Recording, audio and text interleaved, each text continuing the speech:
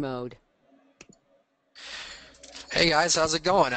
Mike Aubrey here. Good morning, good afternoon, good evening, wherever you are on the planet. So welcome to our next wcUAV webcast. So joining me as always is Princess Aaliyah. Hello, Princess Aaliyah. And our guest today is CEO of Drone Deploy, Mike Winn. Mike, thanks for being with us today. We really appreciate you being here. So guys, a quick Hi there. announcement that Princess, Great to be here. thanks for being here. So, guys, a quick announcement of what some stuff that Princess Leia wanted me to go over with you is if you haven't been to the website lately, you should go and you should check it out. So, what right here is there's a revamp of the website, so you'll see that it's got a nice, cleaner look and feel to it. There's a lot of new content on here, and it looks great. Nice job. So check this guy out. And so on this stuff, it's still pretty similarly set out as you saw before there, where we still have teams, but there's a new link now. You can see that there's all the webinars are nicely prominently displayed. So if you guys haven't seen all of them, there's a lot of nice postings here, so you can see what's coming up in the future. So there's your schedule along with the ones we have in the past. So the information has always been there, just as it's a nice, more streamlined way to get to it. And really did a Well, nice job. well, thanks. Can you point out the grants where they can see the grants? So that's under teams. So guys, here we got this thing. You still have your rules and space here, but this grant space, there's a lot of different sponsors that are involved in this process. You guys have been on many of these webinars where we talked about it. So you can see all the different spaces there. So like with Drone Deploy Day, if you like what you see here, go check out this link here. And this is where you guys can go to take advantage and sign up for all these various awesome things that we have. Did you want to add anything to that?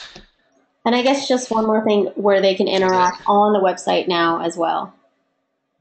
Under teams, it says I interact. think enter. So that's like a chat that they can actually go on to our Oh, website, okay. chat and interact with Oh, look other at that. teams and post stuff. Yeah. Oh, now this Yeah. is this new? Yeah, that's Oh new. yeah, run me through this. What is this? Okay, so we got. So you set it up, you log I'm learning. in. Okay, so I log in. Elmar has So already do I? done his test. So I need to sign up for this? Is that the base case Yeah, scenario? I would yeah. log in. So this gives like the teams an opportunity to interact on our website, but this also allows like the general public to interact with the teams. And if you guys have anything about sponsorship requests, technical questions, or anything, you can go ahead and like interact through this. Okay. All right. Well, Yeah. I'll give you. Oh, look at this. Welcome to Michael Aubrey. There we are. Please provide your MUT username. I'm gonna be Mike Amazing. Mike Yes. UAV. I'm gonna be Mike UAV Aubrey. Yeah. And I agree to the terms of service. Okay, this will be cool. No, I'll definitely check this thing. It'll be nice to keep in touch with everyone in this kind of forum Yeah, setting. because I think that was one of the things that teams wanted to know, how can you communicate? And I think as we get closer to the final competition, the counter poaching games, I believe some teams might want to consolidate with some other teams. So this would be a great opportunity platform for you guys to interact with each other and see if you want to continue as a single team. If you really feel like you want to partner up with another team, with the technology that you guys have, this would be a great place to communicate with them as well. Not Yeah, going to that's take up awesome. any more of their time. We're going to let Mike Winn, our special guest for today, who has an amazing story actually, to share his background and how he actually got involved with this.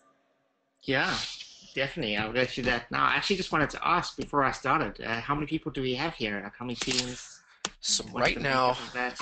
Right now we've got 11 on participating, and so Actually, guys, as always, if you want to ask I questions see, of Mike as we're going, we're going to be watching the chats. Well, now we have 12. I see 17. So I think sometimes Oh, it just seems really? a little, yeah. So Oh, I've yeah, got that's 17. including the four of us. Oh, Yeah. okay. Cool. That counts. I got the right sig fig. I mean, we're, we're talking dozens, not hundreds. Um, yeah, I would love to hear Anyway, more about you guys and the teams and what brought you here. But let me give you my story quickly. I've got a short presentation. It's mostly just big pictures to run through. And then I thought I'd give you a demo of what we've been building. yeah, sounds awesome. So, drone deploy. So what that is basically we're building cloud control for drones. I'll get into why that is exactly, but we basically think these are flying robots, and yeah, they should join the Internet of Things to actually unleash their full power, to make them as easy to use and to be able to make them uh, as capable as they should be. They need to be connected to the Internet. So we're building a set of software that makes it easy to use drones to actually not just fly them, but to actually collect data and process that data and make decisions. So the first thing I wanted to start out and just say thanks, guys. Thanks for working on this. It's obviously a hugely important project. Rhino poaching. I'm a South African. In fact, our whole co-founding team is South African. We've all grown up around going up to game parks, and we've seen this problem grow massively in the last couple of years. In fact, it is the very reason why we started our company. Let me jump into that. So basically, back in 2010, I was flying remote control helicopters. I've been flying them for years. Quadcopters didn't yet exist. And I was just getting into airplanes. And at the time, I was working for Google in Ireland. And I kept on getting sent back to South Africa to do work. And every time I went back working for an American company, they insisted that I had a security driver. So I met with lots of people from the International Police Force in all my travels. And a lot of them were involved in anti-poaching training. And as I got speaking to them, I realized, you know, these toys I've been playing with for years could actually be a great tool in the arsenal of game ranges. Obviously, you guys know there's a massive area to cover. I don't need to preach to the choir. So we started looking into using what I was calling a remote control airplane at the time, drones, to do surveillance over national parks. And we investigated this for about 3 months, talking to a lot of game rangers, guys in the security forces. And while we were really excited about it, we realized at the time the technology was just not ready. The planes themselves didn't have great endurance. It's actually much improved over the last couple of years. A lot of them were powered by gas, meaning they were really complicated. The software the autopilots were not very reliable. They're much better now. And the worst thing was that before we could actually give somebody a drone in the field, we had to teach them how to use a laptop. And we didn't think it was a great solution to give rangers laptops to carry around in the field before they threw up their drones. There was no way to control many drones to get something done and to deliver that information back to a central place where decisions could be made. There was always this one-to-one relationship between a computer and the drone and a person standing on the ground. So that's why we started. There were people out there with massive radios trying to go long range.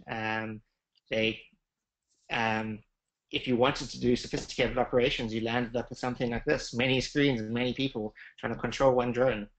I think this is the cockpit of a Predator, by the way. This is obviously not the way drones will be practical to use. So we started building something very different. We started to build in the cloud. Drones are already flying out there. For us to be able to create this network of drones, gathering data, doing something useful together, we thought they needed some sort of central system to control them, to make sure they weren't crashing into each other, to make sure they gather all the data, to be able to get one drone to pass an information to another drone. So head up maybe a plane which is flying over large areas can actually send an indication to a copter to quickly rush to a scene to get lower altitude pictures, whatever that is. So we didn't actually start with that. We started with something like this. I'm sure you guys have tried doing long range stuff. So that's actually a long range Wi-Fi to get video and telemetry back. You can do about 20 kilometers like that. Amazing setup. It was a lot of fun, but that's just not practical. Are you gonna? This can only cover a 20-kilometer radius or 30-kilometer radius. Are you going to set this up all throughout the Kruger Park? And we started asking questions. Can't we just use the existing infrastructure? Obviously, we're in the United States where there is good cellular networks, but actually in Africa, there's reasonable cellular networks there across the whole of the country. I know in the Eastern Cape, where you'll be flying for the challenge, there is coverage, cellular coverage over through that park. And obviously, this is just going to expand. So we started building a platform to control drones over the cellular network. And that platform is really more than just a mission planner. It's actually a way not just to instruct the drones in what they're doing, but actually get the data back and do something useful with it. So we've been building workflows for agriculture where we can literally within 2 clicks, we can get a drone flying in the air, collecting data, that data to be sent back to our server, stitched together, processed, and deliver back an agricultural analysis to a farmer who can walk his field with an iPad. And there's a couple of cool things we can do with our system because it's all in the cloud. We have pretty much unlimited range. You can fly anywhere that's there's cellular coverage, and of course you can fly where there's not as well. The autopilot takes care of the drone, so if we don't have coverage, it's okay. You can keep on flying this thing across the whole of America. I think one day we would love to do that, get a drone to fly the whole distance of America. We'll need a couple of landings, but still. Because it's in the cloud, we can control many drones at the same time. If drones are going to be doing useful things, they'll be doing useful things together. For the Kruger National Park, I imagine you guys are all planning to have many drones in the air. For us, we can control as many drones as you've got space on screens. We're not limited. And I think probably the most significant thing for most people is that we are able to get the data back in real time over the cellular network. So that's video or photos or whatever it is. We've got a small piece of hardware which gives the cellular connectivity and connects to sensors to tell those sensors to take photos, grab those photos and send them back out to the cloud where they can be analyzed, and people can build systems to maybe detect the heat from if you're doing thermal stuff, you can detect the heat from the poacher and things like that. The last thing that I wanted to mention, which is very cool, is you can actually do flights collaboratively.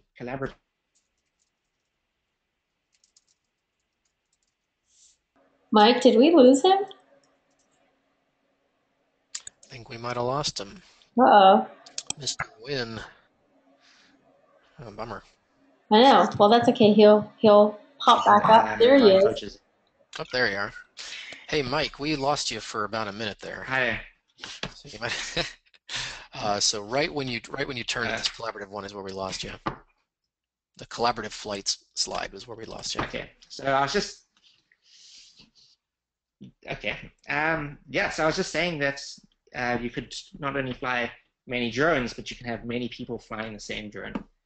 The idea is that we initially, it's just a product of our platform, but you can imagine in search and rescue scenarios, people are looking for survivors on the ground. I imagine for anti-poaching, you could have people in the Kruger Park in different spots checking on what's happening with that drone. And what is the data collection, so the guys on the ground in different places can actually see the data as it's coming back, irrespective of where they are. And the last thing is we do cloud processing, so you can actually use the power of the cloud to do like automatic feature detection on the data you're collecting. So eventually, what we would hope is it could be an entirely machine-to-machine operation where one drone is up in the air and it detects something and can send messages to other machines. So that's some of the features of our product. The next question is always, how does this all work? So what we do is we actually have what we would consider a fancy telemetry radio. So you've got an autopilot, you have a drone, we support the APMs and pixels, and you basically plug in our telemetry radio, which we're calling a copilot, into your autopilot. And through that's copilot, you're actually able to send messages to your drone over the internet through cellular or other IP-based communications method, and get data back from your drone. Not just your telemetry data from your drone, but also the data that you're collecting. And all of that goes into the internet where you can control it through the cloud from whatever device you have that connects to the internet.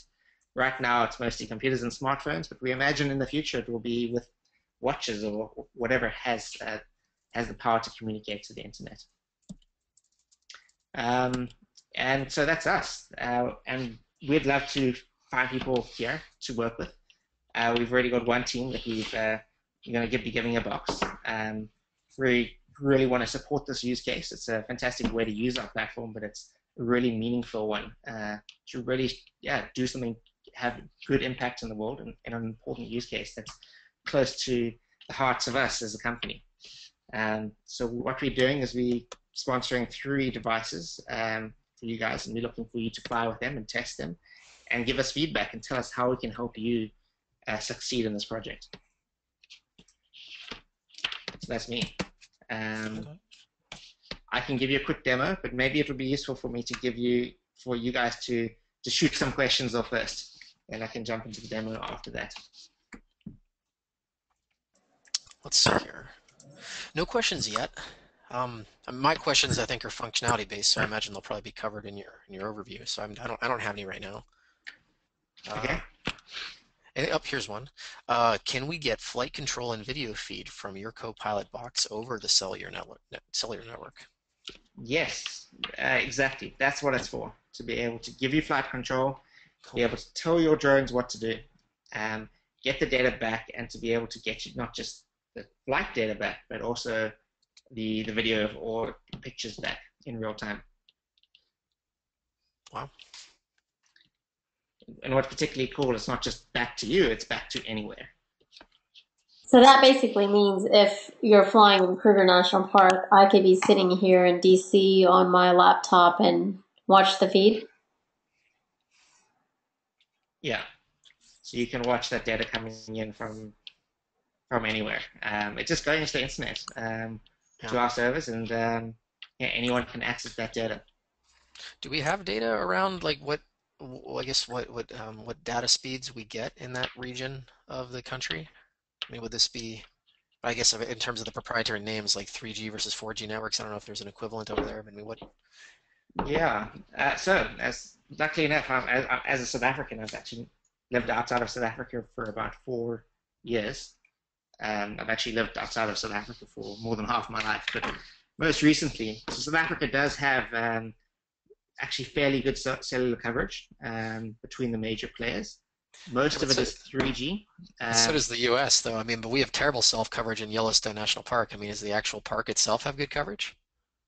It depends on where you're flying. Yeah, yeah. That's the biggest thing. So for us, we can fly. You don't have to have a persistent connection to the internet. Okay. There are other ways to connect to our devices, not just through cellular. In fact, we'd love to work with some of you if you were looking to do some satellite communication. It's not too expensive if you're just doing telemetry. But over the area that you'll be flying for the competition, there's definitely coverage there, according to the maps.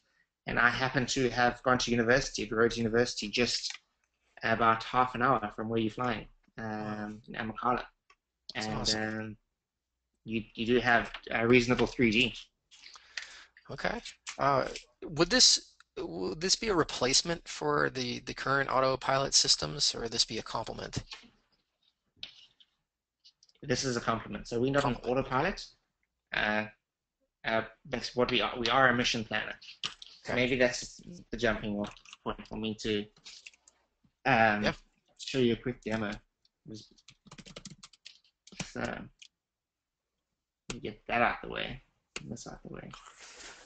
I'm going to set up a quick simulator. And I'm going to get our platform. So can everyone see the screen? Mm-hmm. Yeah. Cool. That's too big for me. So, and this is basically where you start the operations as a from our software. You can see there's actually a couple of aircraft online right now. 2 of them are simulators. One of them is actually a real aircraft, which you might be able to watch in a little bit. And this is where this is basically a jumping off point for our customers. You can see you can do things like agricultural maps, or if you can do surveying workflows or custom things. And in the top right, there's something called Smart Fly, which is a way to get your drone up in the air really, really quickly. We just build a short map around that drone, and we create some waypoints, and we can get up in the air within 2 clicks, taking photos and doing what it needs to do. So let me walk you through how you would set this up. So the first thing you want to do is let's start. You're going to do a quick coverage pattern. So coverage of Kruger Park. We're going to choose a simulator. Let's choose Simulator 8. We're going to take over the existing flying drone. We can choose one of many different cameras. We're going to use a mock camera because it's a simulator. And you can choose a location. So I'm going to just fly wherever it is right now because it's really faster. It's in Bedwell Park. So to actually create the area that you want to fly over in this mode, it's just a matter of clicking 4 points, creating a polygon. And here it is. This is the mission plan that you will be able to fly. It does smart things like takes into account the current wind direction. So you see it flies into and out of the wind because that's more efficient. It tells you how long it's going to take, how far it is. It makes sure you're not going to crash into the hillside, deal with the elevation profile. You can do more advanced things if you want to, like auto takeoff, auto land, change the resolution. So this is more for like a mapping mission. Change the resolution of the pictures that you want to achieve, things like that. When you're eventually ready, you can just click on fly. And it runs through a set of safety checks. Right now, this our simulator doesn't have enough GPSs. It's quite a good simulator. It shows us in the middle of the ocean right now. It's giving us a couple of failures because this looks like the simulator wasn't provisioned correctly. It's saying that it's too far away from home. Are you sure that your plan is correct? So these are the kind of things that can really save you when you're flying a plan and you actually chose the wrong plan. Your plane is too far away. That's how people lose planes. They have flyaways. Anyway, when your plane is ready, you click on auto launch drone, and if I provisioned the simulator correctly, I'm not asking these guys why this happened, but your plane will start flying.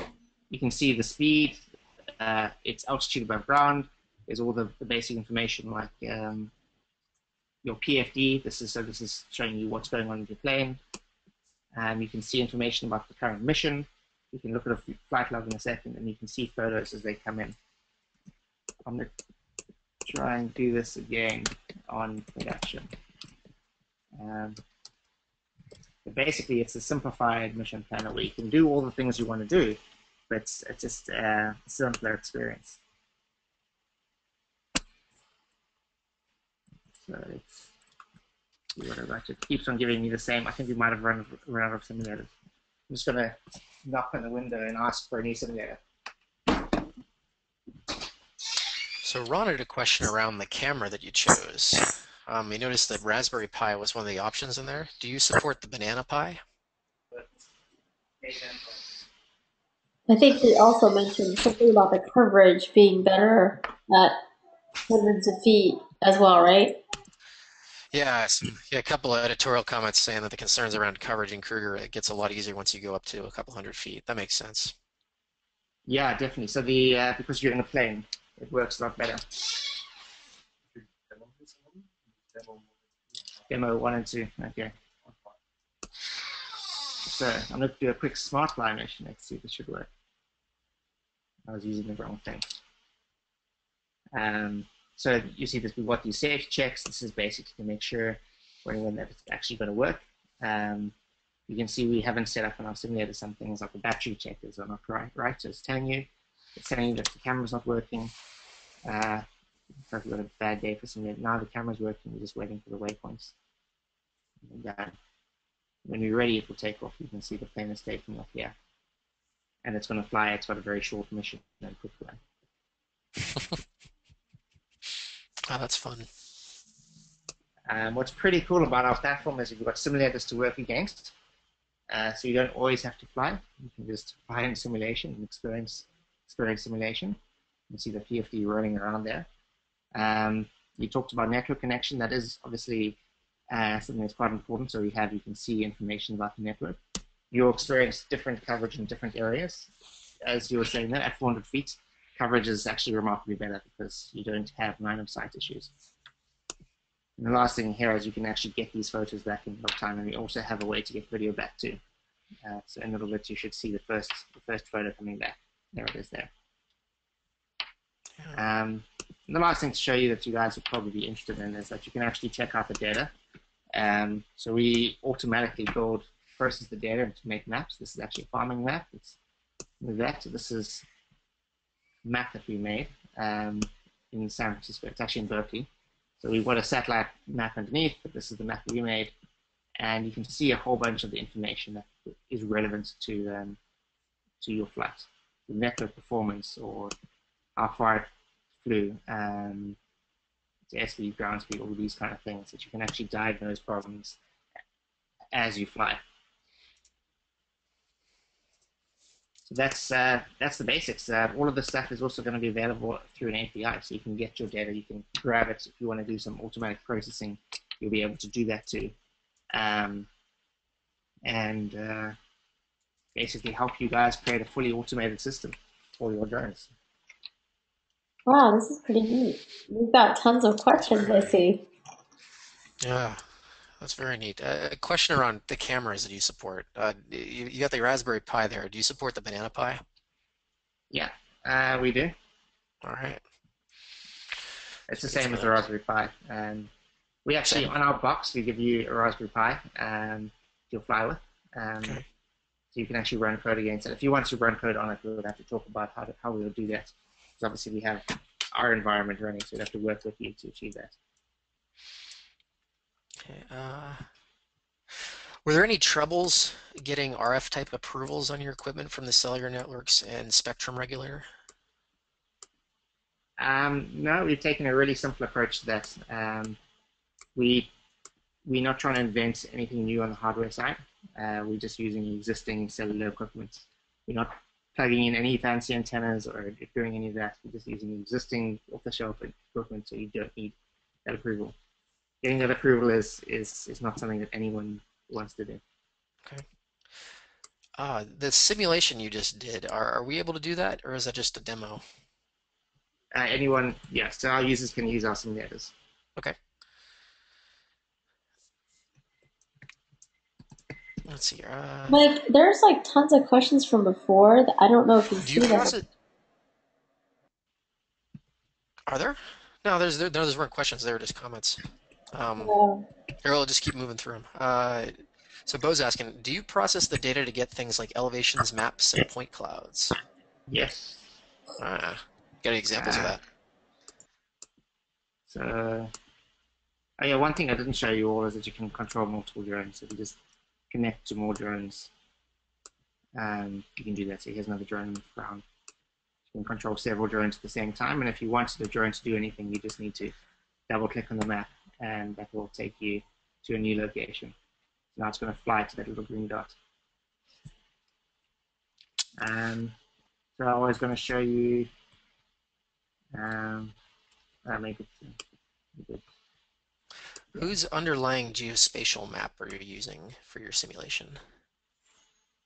We're using it's a digital globe map from Mapbox. Digital globe from Mapbox. Okay. Somebody was asking about creating the ortho mosaic, so we actually create a point cloud and all of that to do this. We're not showing everything. There's a digital elevation map underneath this, which you can see. So there's a couple of high points here. Okay. Do you support 3D map for mission planning? No. No. We've just got 2D maps. 3D maps can be very cool. But what we do is we just try and take care of that for the user so they don't have to worry about 3D, the altitude part, because we just make sure that if there is a mountain, we just correct for it. So you saw on that first planning screen that we had an altitude graph, and we can make the flight actually follow the altitude, so it always keeps a relative height above the ground.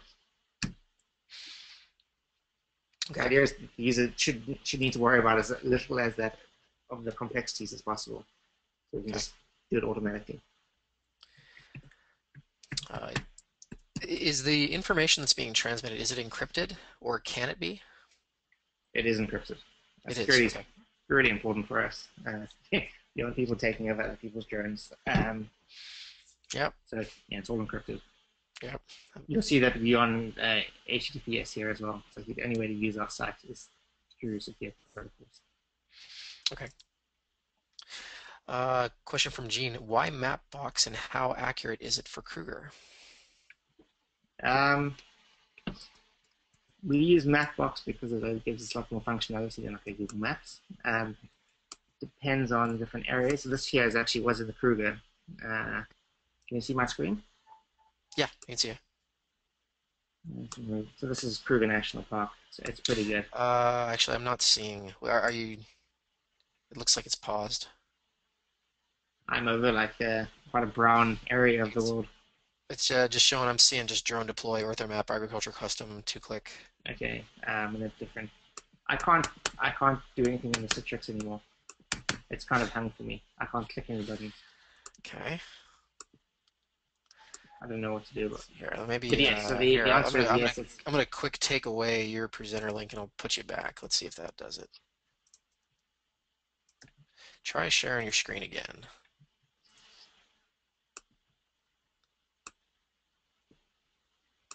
Can you see that? There we go. I can see you. You look good. So this is Kruger National Park. You can see there's the border on the right to Mozambique. You can see the hillside actually. There's a big hill on the way. It does go. It gets black and white, but it's pretty good. using a different layer is okay. You can actually use different layers here as well. This is the vector map of the region. If you wanted to use the vector map with the contours, we can incorporate other layers of data as well. Especially the best thing to do is actually to be able to fly an area, and then to be able to use that. You can map it with our software and then use that latest data to fly over. Mm. Question from Andres. Do you have plans to support other types of autopilots like a DG or a microcopter? Yeah, we'd like to support more autopilots. We're just focusing on the Pixel to deliver a good experience there first, and then focus on other ones. That's definitely the plans. But it seems that right now that the Pixel system APMs are extremely popular. That's what most people are using. We would like to hear from you guys. What are you using? What do you think is better? Why it's better? And to learn from you guys. Hey, Mike, did you Okay. ask a question? Are the Sorry. did I ask a question? So did you ask a question about the hardware Sorry. in the loop? The hardware in the loop question? Can you run a hardware in the Um, loop? It's for, yeah. Ron asked the question about can you run a hardware in the loop? Like hardware in the loop simulation. Yes. Sorry, I've lost you guys. yeah, we're Apache. Yeah. Here, I'll read the primary question here. Let me pull that guy up. So he said, nice Uh, simulation, but can you run hardware in the loop? I need a bit more specific, like hardware in the loop simulation. We do on our side, not for customers. That's how we do our testing to make sure that our software is always working. If you think about other hardware on the plane, we could probably talk to you guys about that. If you wanted to do, I can imagine some people might be wanting to do like analyzing the data as it's coming in and programmatically. So we could definitely talk to you guys about how that would be possible. okay. Here's a question from Denzel. Are the APM flight modules and parameter settings replicated in drone deploy? Yeah, you can actually see them. Let's connect to this drone. You can see all the parameters here. If you wanted to go and change anything, can you see my screen? Let's see. Are you updating the screen? Yeah, it should have a flight page with Let, parameters. let's let me quick reset you. I'm gonna go ahead and share your screen again. Yeah, I guess we are having some Citrix challenges. Yeah, I think Yeah, so. there we go. There we go. We see you. So these are all the parameters that you might want to change on a drone. You want to change something. I don't know what you want to change, but they're here. Yeah. You want to change your PIDs, for example, whatever you want, you can just change it through our system. It's actually quite an easy way to do it. You just click on it, you can change it.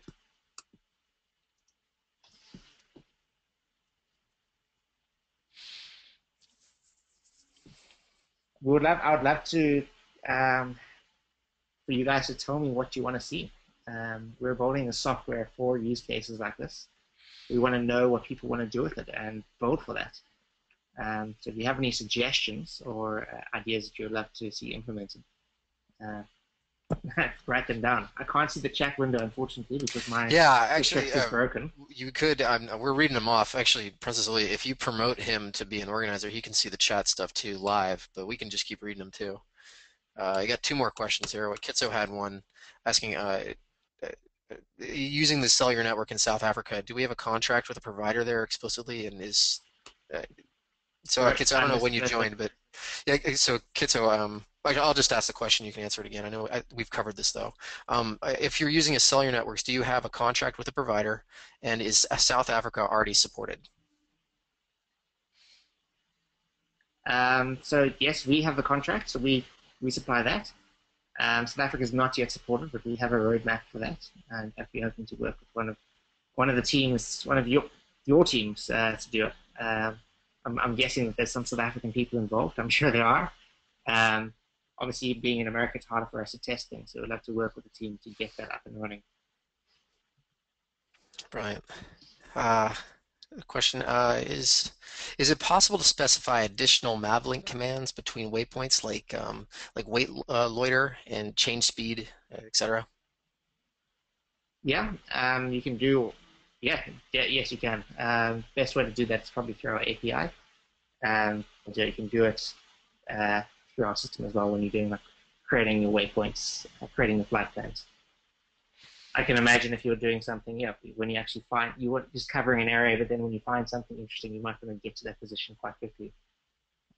Those things would be useful. General question. It'd be interesting to see what is available during mission planning. I managed to spot only waypoints, which is Yeah. So let me see my screen. I don't see things updating. Let's do it again. We're getting good at this. Hold on. Hit the share.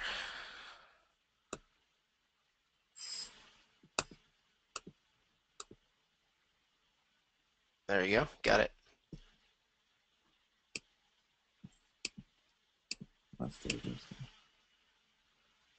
So you can obviously do the waypoints. So here's a quick plan. Obviously change your auto takeoff from land. You can change your altitude. There's also a mode here which, where we've actually taken the button out to follow the terrain, as I talked about. Those are the main things. We do have a panel that we haven't exposed to users that we have on our dev side for doing the more advanced things like the do jumps and things like that. So if you, for example, if you wanted to keep on like a repeating pattern, we're implementing that in a simpler way than it happens in Mission Planner. So that's in development. Okay, so you can change. So that's the stuff you can change on the fly. So that's in the plan, and then when you're actually going to fly it, the best thing to do, you can actually create a new plan and send that to the drone, or you can just give it single instructions that go here. Okay. So this plane is taking off and he's going to go there. You can change the modes. You want it to come home for emergency return to land. If you want it to loiter, you want it to actually now go start the mission instead of going to the waypoint. Things like that. Huh. So Ron's got a question of what happens when you lose the connection.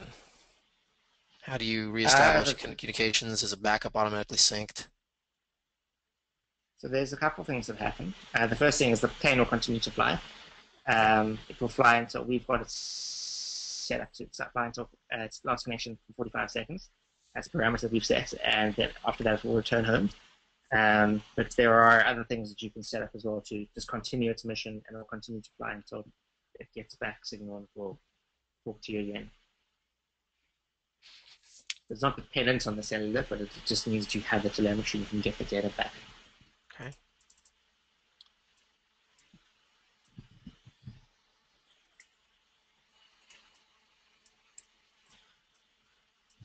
Do you have video latency numbers that you've experienced while working with Drone Deploy and as you've been flying it?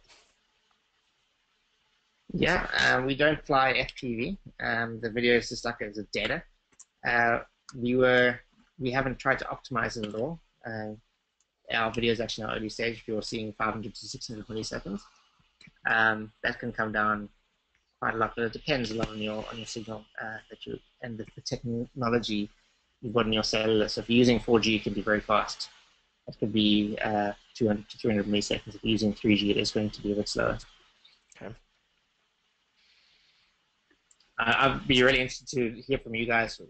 Obviously there's video, but there's also just taking static images. Is also could be as useful as video. So I'd love to hear what reasons people would have for wanting video over static images, which can be higher resolution. I have a question. Right? So some of the stuff that we're doing for this challenge is we're trying to do stuff with image recognition. Have you or any of your customers done anything like with logic statements about being like if something is identified that certain missions will be activated over others based on real-time things that are discovered? Yeah, so we have one where we did some boat detection. It was for Coast Guard kind of work. On board the drone was doing some detection of boats. It was a fairly easy problem actually. and then the plane would just take a slightly different behavior. It would go to a lower altitude and circle over that boat. Oh, cool. So you have done it. That's awesome. Yeah, so it's really Okay. cool doing those Yeah, kind of things. it's exceptional. Gina, a question. Can the link also control the camera? Hold on. Can the link also control the camera from soda straw to large area? I wonder if is that. I'm not sure I understand the question. Does that make sense? Gene, can you rephrase that question? We'll try it again. Robbie has another one. Can we repeat the mission once completed in flight? Once the mission is started, can you click on a point and say follow me and change the mission? So Robbie's got questions around kind of updating things real time. Yeah, so we've got a drone here running Sim 7. So you can actually just send a new set of waypoints to that sim data on the fly. And follow me, we haven't implemented that yet, but that's fairly, yeah, it's going to be fairly trivial if we have the location of the mobile device controlling it. So if we just choose a mission on Sim 7, you click fly, you actually go there and start and send it to that mission. It happens to be the same one. There we go. We get Cool. a new one. We'll just send the mission and start from there. Can you show off some of the ways you're controlling things? Like, there's some questions around like how do you zoom versus pan, and are there ways to control different camera angles? Can you kind of show off the ways to kind of navigate around? So zooming is just like Google Maps. It's Okay. you can zoom in with two-finger scroll, all these buttons. You can change the layers that you're looking at. So it's quite a fun one. This is the national airspace. If we zoom out, you can see the national airspace of America flying underneath the red zone of San Francisco Airport, one of the busiest airports in the United States. So you're using a touchscreen right now. No, this is using two fingers to scroll on my MacBook. Oh, yeah, I got it. You can, this works equally on a touchscreen or on a phone. It basically just condenses down. I'm not sure if you can see. Okay. The whole interface is designed to work on whatever type of device. So just it's responsive. The idea is actually moving more and more towards cell phones. That's the easiest way to actually use our software. Because you're out there in the field and everyone's got a cell phone in their pockets. It's very easy to give people, those Motorola E's are $150 cheap, and you can control a drone without any other equipment apart from a cell phone. Wow, that's cool. Yeah, that's a lot of fun. That's neat. What was I was saying? Controlling cameras, we actually have been controlling cameras as start, stop, and we can change some settings. We haven't been doing work with gimbals, but I guess that's just something I guess you can control that over Mavic. So that is something we could support, but we'd have to work with you guys to figure out exactly what you want us to do. So Denzel had a comment earlier on the question about cellular contracts. You can use in South Africa. You can use prepaid cellular SIM cards in the Copilot within South Africa. There's no need to enter into a contract. That's true, and the data is not that expensive in South Africa either. It's good. Can you talk some of the ways about what happens when the drone is flying or zooming in on a target? Kind of how that would look. So if the drone is just flying around, I guess you can send it somewhere. You can send it at a different altitude. Let's make it 30 meters a bit lower. And you'll just see the photos coming back, and they'll get lower and lower. You can see this has taken 350 photos so far. Yeah, I mean, this pretty much does what you tell it to do. You want it to fly in a direction, go there. If it's a plane, go circle that spot, and the same behavior you would be used to with a pixel for an APM. And you'll get that data back in real time. The interesting thing is to be able to point that camera in the right direction. And that's something that we'll have to work with one of the teams to implement. Okay. So this stuff you're showing this stuff going live. I'm assuming because it's cloud-based that you probably have some sort of collaborative post-reporting side to the software.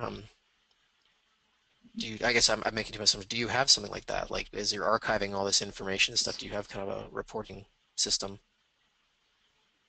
Reporting. Sorry, I missed the A first. reporting system, or kind of Thing. like a summary of what happened in the flight, or these are the different flights that you've occurred. I mean, do you have an environment there that kind of shows this record of all these different photos that have been taken?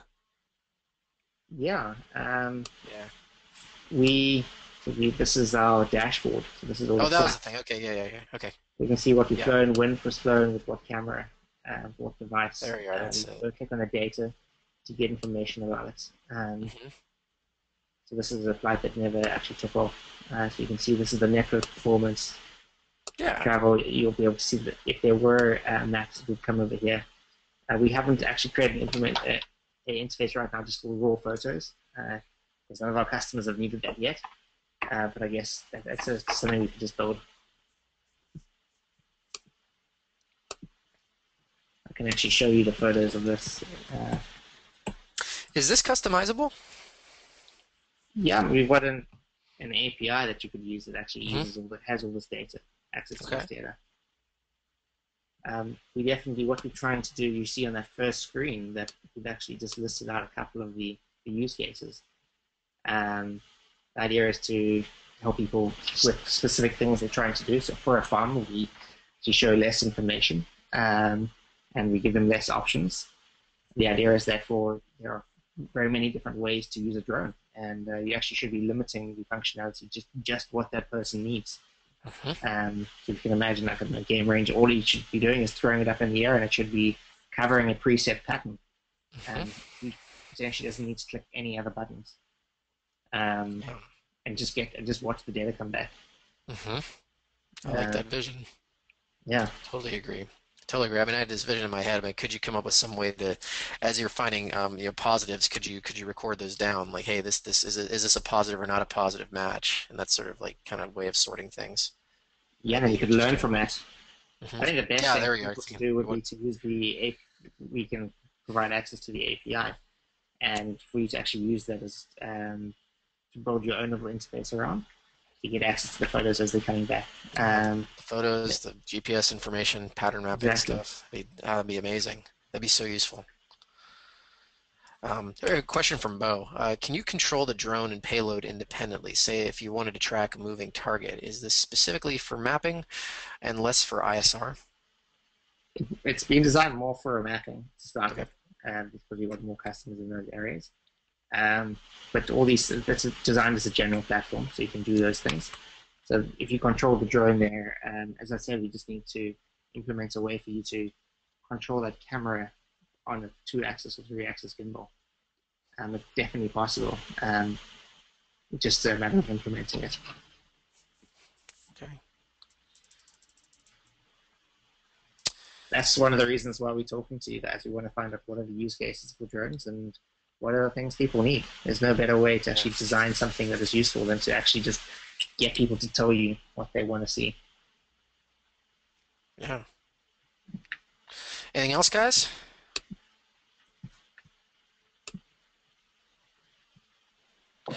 I guess the next thing to talk about is just how do we get in touch with you? There were a couple questions asking like, "Hey, can we get in touch with Mike after the webinar?" How do you want us to get in touch?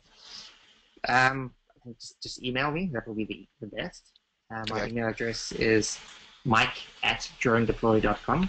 Mike I would at type it if I drone. could interact with this Citrix, but I can't interact with it. So. Yeah, I got it for you. Mike at dronedeploy.com. Here, all right, guys. So let me send this to everybody. So check it out. There we are. Mike at dronedeploy.com. I wish I could see the names. I can see some potential South African names there, but I can't scroll. Great.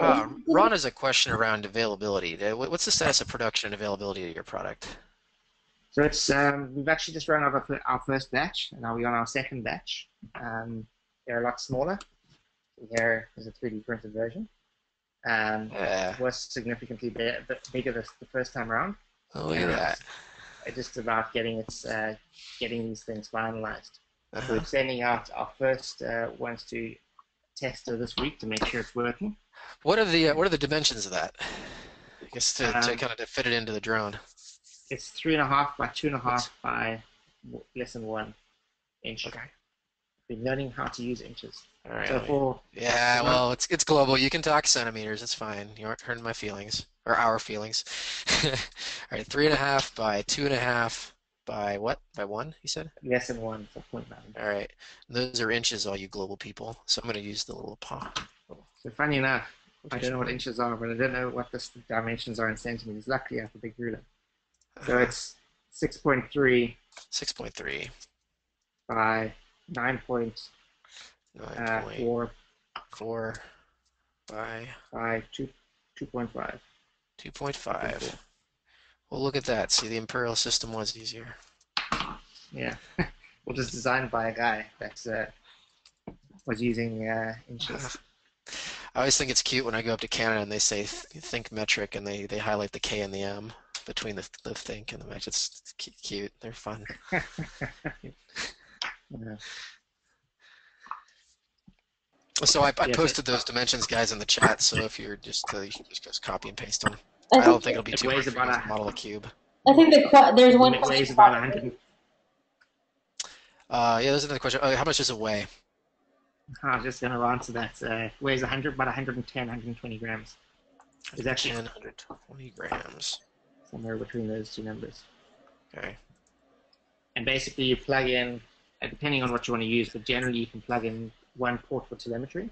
If you need extra power, if you're running lots of USB peripherals and things like that, there's another port for additional power, which is just a 3-pin plug, like a servo cable. And so yeah, one plug that goes into your APM, and potentially a second one if you need more power. Actually, let's see. Do you have a link to your specs on the website here? That might be I an don't. easier way to do it. Don't? Okay. We this is all news. It's like as it's just in development. In fact, those numbers Uh, might change slightly. This is version 2. Version 3 will of course be smaller again. We're hoping to between version 1 and 2 we reduced volume by 50%. We hope to do that again for version 3, which will be out, I don't know, towards the Q4. oh, there we are. Yeah, you have a link and your frequently asked questions right there. Oh, but that's the old Yeah. dimensions. But Oh, the people, old.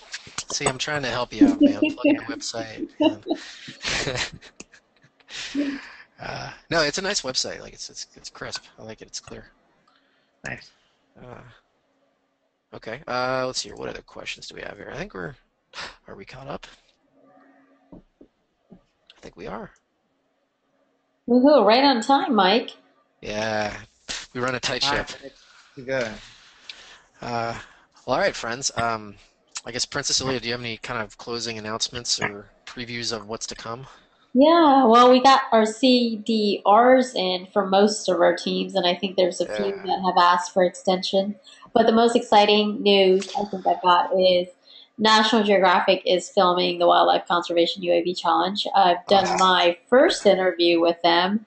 Awesome. Yeah, Yeah. I know, I'm super excited. Look at you. They're going to be filming one of our teams in Virginia because it's a local thing in their lab and stuff. So that's Rhino Shield. Okay. It's a UVA team. Okay. They have a 3D printed aircraft, so that's part of the whole innovation and invention. So that was exciting for us. So they'll be filming that, and I believe they might actually go out to Portland. Mike, if they do, get your team ready. Okay. You were saying that would be in August, right? Yeah, let us know. I mean, give us. I'm going to Europe at some point here, so yeah, don't do it in the beginning of I August. won't. And I also got contacted by ABC Nightline uh, from a producer from them, and they said that our project is the most innovative in the entire world right now. So that was a pretty complimentary comment coming from a news channel. So that was exciting to know that we're leading the innovation with UAV technology, with our embedded systems, onboard processing idea of what we want to do with counter poaching. So that was exciting. So keep up the good work, teams. And then I guess other than that, AIAA actually has made an offer to us to kind of take back that whole abstract paper. And they're going to give us our own panel at the next SciTech conference. So, Wow, yeah, so that's going to be super exciting. I think that'll be fun. So, those are some of the up and happening things. it's very exciting. When Yeah, is that? that's January 2015. So it's actually after the finals. Brilliant. That'll be So awesome. we'll have, yeah, so the teams that did submit their AIAA abstract papers, thank you very much. I appreciate it. But now I just got an email, I think it was yesterday, from them saying that they want to give us a panel for their conference. And I believe it's either going to be on the 5th or the 6th of January. So we'll have some of our teams, we'll have some people from the leadership team, we'll have some people in the industry that will be part of our panel. We get 3 hours, so I think that's going to be super exciting. Wow. That's awesome. Nice job, guys. Yeah, good job, guys. You're doing a great job. And Mike, thank you so much, Mike Winn. Thank you so much for coming on and sharing with us about Drone Deploy. I think it's a super exciting, innovative project that you've started, and so glad that we kind of linked up and having that background being from South Africa and how you kind of developed the whole Drone Deploy. It fits right into what we're trying to do. So we're glad that you're able to help us out with a sponsorship for 3 wcUAVc teams, and we're able to provide you real-time feedback in terms of what can you do to improve Drone Deploy's Copilot.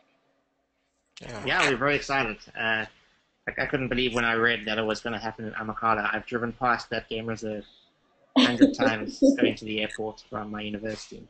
Yeah, so small world, right? Yeah, I couldn't believe it. And Mike, thank you, Mike Mike, thank Aubrey, you. as always, for being our great host. The best. Mike Wynn, that was an awesome presentation. I had really interesting stuff. Yeah, I don't think you'll have any trouble finding 3 of us that are interested to try this out. Yeah. Please all email me. I'd love to hear about your projects, what you're using. It's always instructive to hear about the different technologies people are using and building 3D printed aircraft. That's exciting. Yeah, what are the things you're planning to do? We want to be an aid to the industry in general, helping drones do good things. Yeah, And everyone is in the learning stage. So that's I'd love to right. hear what you guys are learning. Hey, Robbie, Good I think stuff. there's one more question. What's the cost? So let's say if a team doesn't get the grant and if they want to purchase the Copilot, what would be a cost? And would there be any discounts for the WCUABC team? Yeah, we have an educational program. So in the box is $250. Okay. Um, yeah, but we can work something out for the teams as well. Okay. Yeah, Yeah, cool. All right. Well, thank you so much. I appreciate it. cool. Thank you. Brilliant. Thanks everyone. Good luck. All right, friends. All right, Thanks. guys. You guys have a marvelous rest of the day and happy flying. All right. Later, Take guys. care. All right. Bye.